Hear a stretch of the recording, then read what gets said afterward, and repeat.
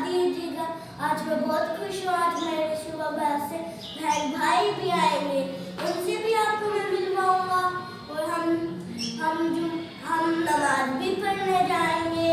अभी आप व्लॉग भी बनाएगा, उसका आप देखना, फिर लाइक करना। अगर मैं देख सकते हैं आप मुझे, मैं अच्छा लग रहा हूँ, अगर मैं अच्छा लग रहा हूँ तो लाइक करें, सब्सक्राइब करें और अपने दोस्त, और फिर आज फिर हम आपको अपने बहन भाइयों से भी मिलवाएंगे।